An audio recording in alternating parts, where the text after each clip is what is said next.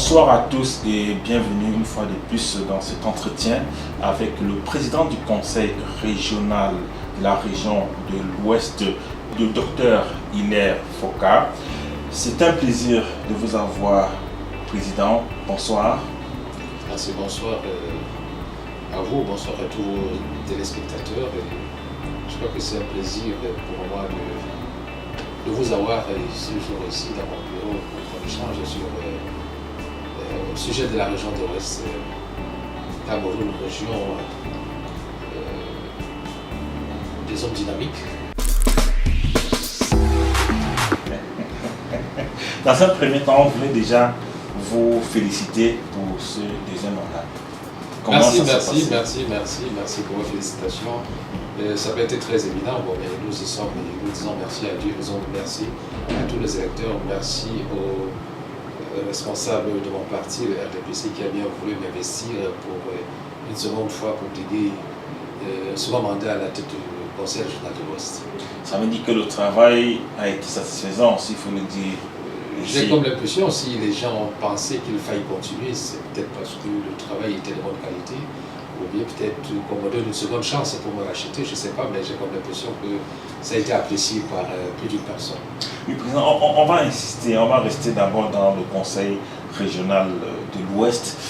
Et quel peut être votre premier bilan? Est-ce que vous êtes vous-même personnellement satisfait du premier mandat avant d'entamer le second? Je crois que nous avons fait beaucoup d'efforts. Ça n'a pas été très évident parce que une structure comme le Conseil régional de l'Ouest n'a jamais existé. C'était pour la première fois qu'il était créé. Et vous comprenez, quand on est pionnier, c'est pas évident. C'est pas évident. On n'a pas de documents de base.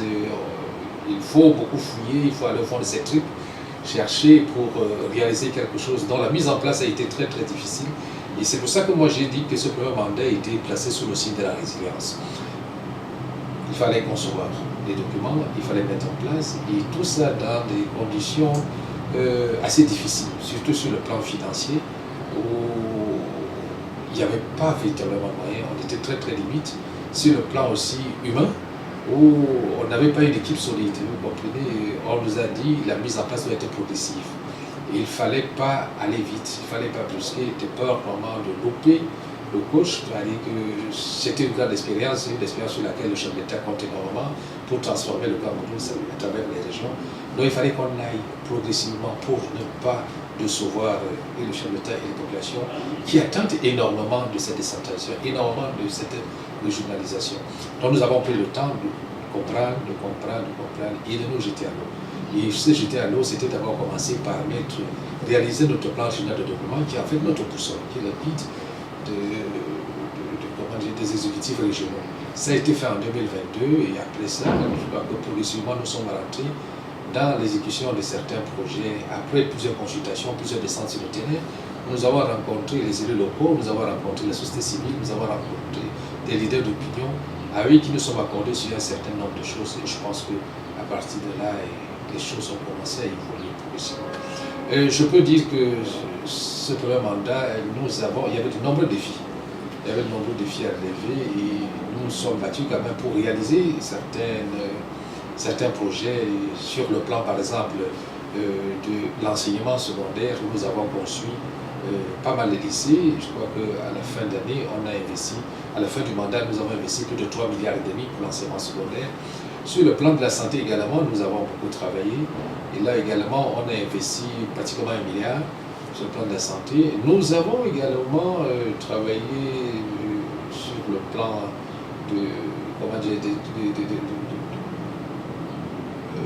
dans le domaine du sport. Dans le domaine du sport, nous avons réalisé et conçu un très grand gymnase à Bafoussam qui n'existait pas. Nous avons aussi aménagé des aires de jeu dans certains lycées.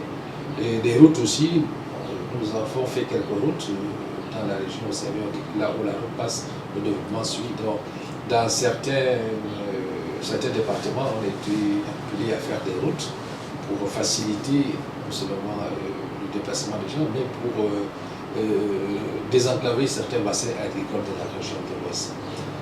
Sur le plan d'enseignement, j'avais oublié, nous avons construit un très grand lycée agricole à Kalim.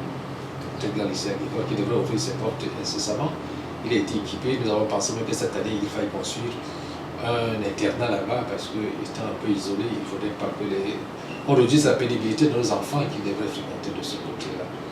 Nous avons aussi acquis beaucoup d'engins de génie civil qui devraient nous permettre à partir de cette année d'être beaucoup plus présents dans toute la batterie des engins pour faire des routes. Nous avons acquis, nous avons construit également centrale à béton, centrale à bitume et acquis de machines pour pondre les pondeuses de pavés.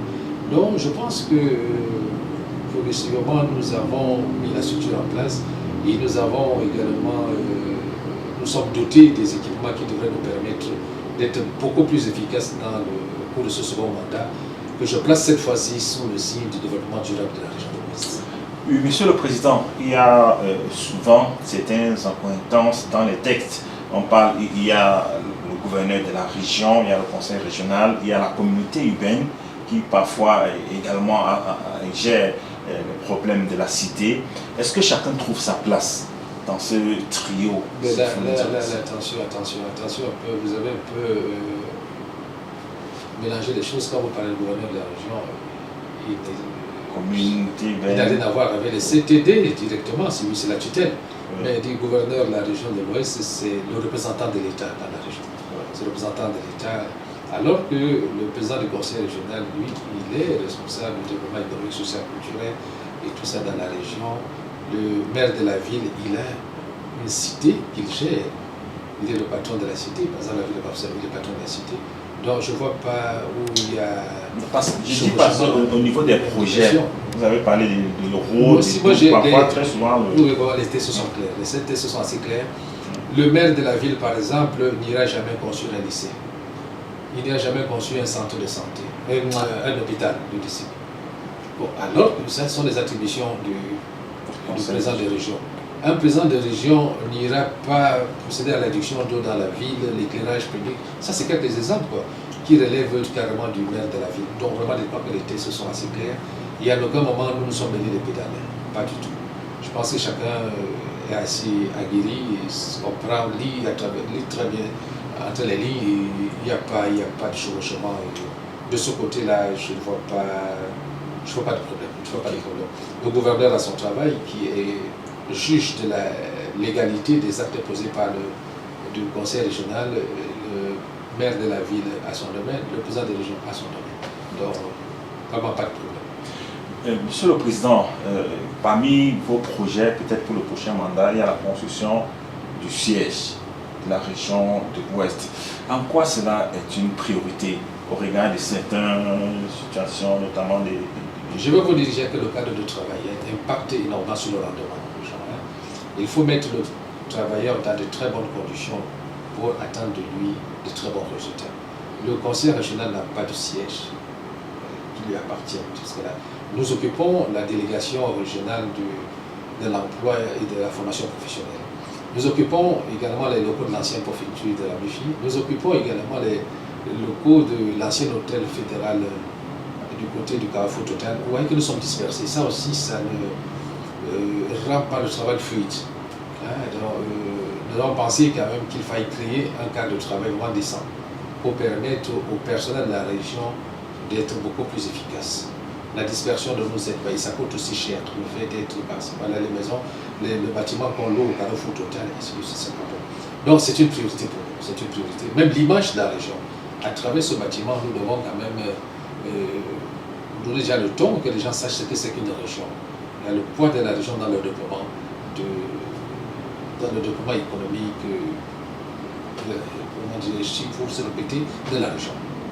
Est-ce que vous ne pensez pas, comme certains, qu'il y aurait des priorités, notamment on a parlé des infrastructures routières, on a parlé des écoles, on a parlé de tout, au regard du siège, comparé au siège? Qu'est-ce que vous entendez? Je ne comprends pas. C'est-à-dire quand vous parlez de priorité, le document de stratégie qui est le plan général de développement a défini les priorités. Et nous savons que la première priorité pour nous c'est l'énergie. Il faut doter la région de l'Ouest en énergie en qualité et en quantité suffisante pour faire fonctionner les usines. Le développement de la région de l'Ouest ne passera pas par la vente des ignames, des bâtons de manioc les avocats et autres. Le développement de la région de l'Ouest passera par l'industrialisation de la région, qui va transformer des produits locaux, ça veut dire pour leur donner certaines valeurs ajoutées, ce qu'on appelle aujourd'hui l'impost-substitution. Voilà ce qu'on veut. Et pour que les usines s'installent, il faut qu'il y ait de l'énergie. Donc voilà une priorité. Et une seconde priorité, c'est la formation professionnelle des jeunes. Il faut que nos jeunes soient formés pour être utilisés à temps réel dans ces unités de production et pour se prendre également aussi en charge. Il y a des infrastructures. On a besoin des infrastructures. On a besoin des hôpitaux. On a besoin de faire de l'agriculture intensive. Alors voilà les priorités. Quand vous parlez, vous bien mélanger le siège et tout le reste, on a des priorités. Le siège en est une également. C'est une des priorités. Il faut qu'on travaille dans le cadre de ça. Hein? Bon, les priorités sont définies. Nous en sommes conscients et nous travaillons dans ce sens. Monsieur le Président, parlons un peu de marketing territorial, parce que c'est un peu ça le leitmotiv de notre commune TV que vous recevez aujourd'hui. Quel est votre apport? Qu'est-ce que vous apportez, notamment aux collectivités territoriales décentralisées, pour leur valorisation? Qu'est-ce que le conseil régional peut les apporter concrètement? Déjà, quand vous parlez de marketing territorial, hein, ça veut dire que c'est qu'il faut vendre. Il faut vendre, tout à fait. C'est vraiment ça le terme. C'est vendre la région. Et vendre la région, il y a des activités qui nous permettent de les vendre.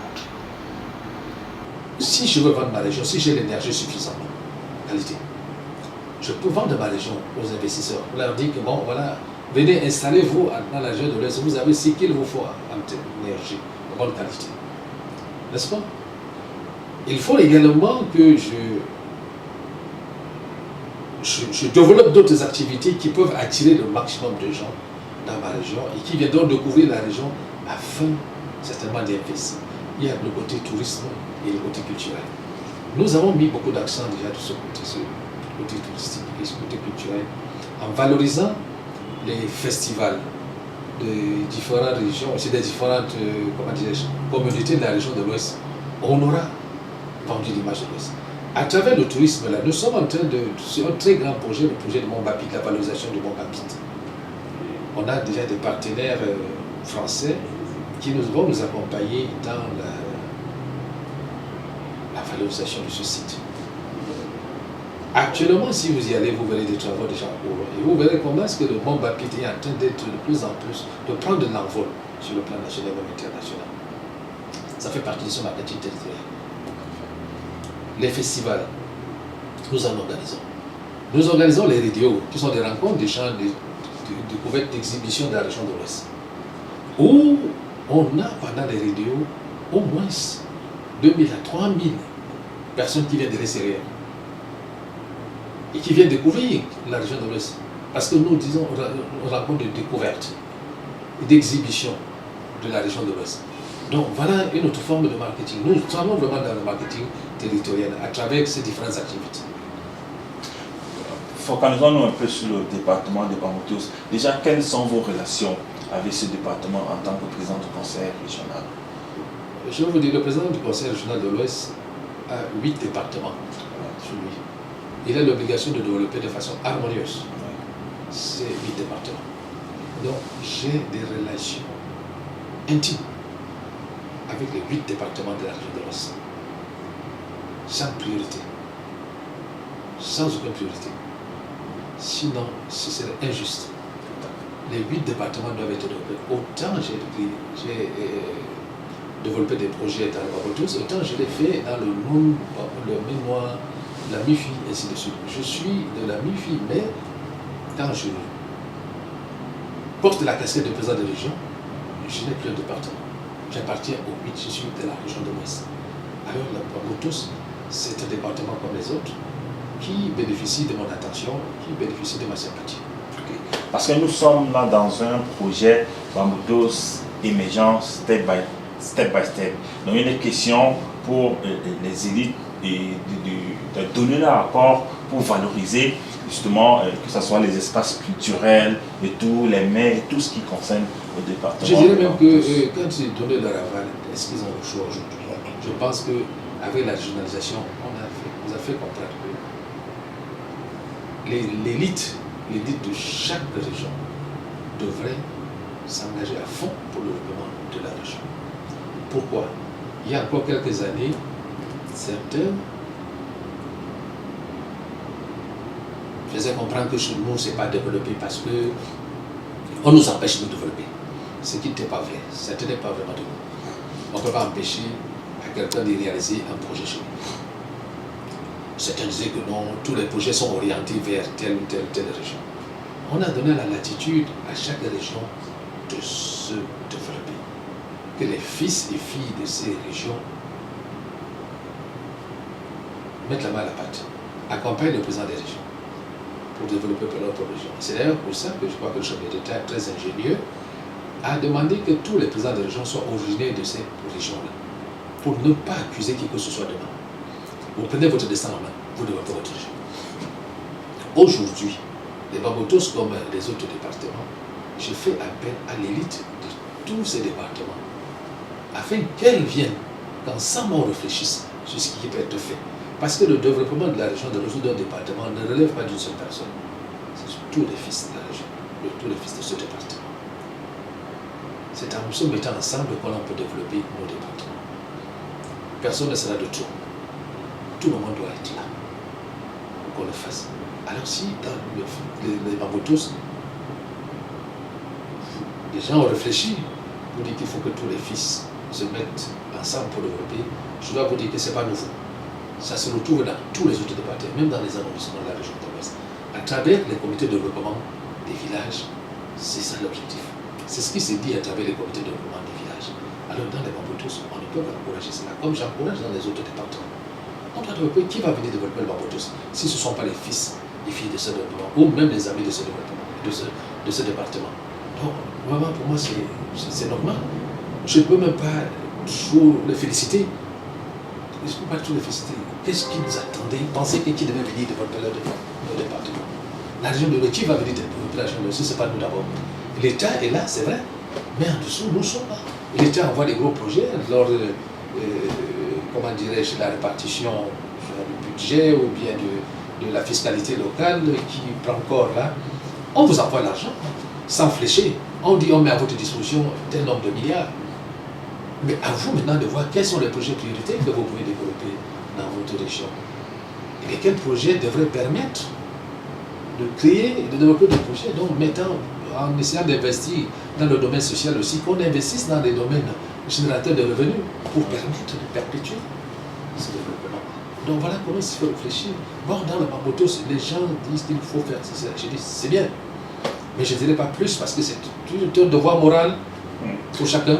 Comme Camerounais, chaque Camerounais devrait avoir ce devoir moral de contribuer au développement de ce pays.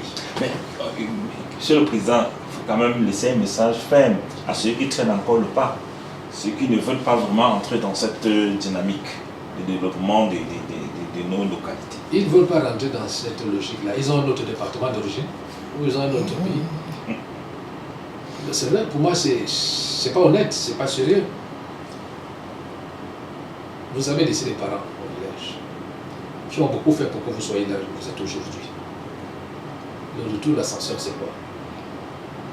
Si vous avez réussi là-bas, vous avez trouvé quelque chose. Venez également remercier ce village-là, cette terre-là. Hein, cette terre qui vous a vu grandir, cette terre qui a contribué à votre émergence. Et on ne demande pas trop que chacun vienne réaliser un petit projet. La somme des petits projets là feront en sorte que le département grandisse et se développe. Donc pour moi, il n'y a pas à négocier, il n'y a pas à flatter. Il y a peut-être à sensibiliser. Peut-être que quelqu'un pouvait ne pas être au courant, peut ne pas savoir, mais qu'en sensibilisant, qu'il le sache. Mais qu'il ne pense pas qu'on va marcher, courir derrière lui pour qu'il vienne mettre aussi sa pierre. Hein? Tout le monde doit contribuer, tout le monde doit participer. Comme ça que le Cameroun doit se développer. Hein? On n'a pas mis un paquet d'argent quelque part là-bas, on doit envoyer chaque fois pour décaler, construire et construire. Que chacun vienne aussi avec ce qu'il a pu gagner pour développer. Monsieur le Président, on vous dit infiniment merci. Peut-être un mot, qu'est-ce qu'on peut souhaiter, un dernier mot à la région de l'Ouest, au sentier. Que Dieu bénisse la région de l'Ouest. Amen. Merci beaucoup. Et quand je dis bénir la région de l'Ouest, c'est y compris les fils et filles et tous ceux qui vivent dans cette région de l'Ouest. C'est-à-dire que même les autres régions ou des pays qui sont ici, ils ont accepté, c'est-à-dire que s'ils sont là, c'est-à-dire qu'ils croient quand même à la vie dans ce département. Ils doivent aussi contribuer. Donc que Dieu les bénisse. Notre communauté vous dit grandement merci.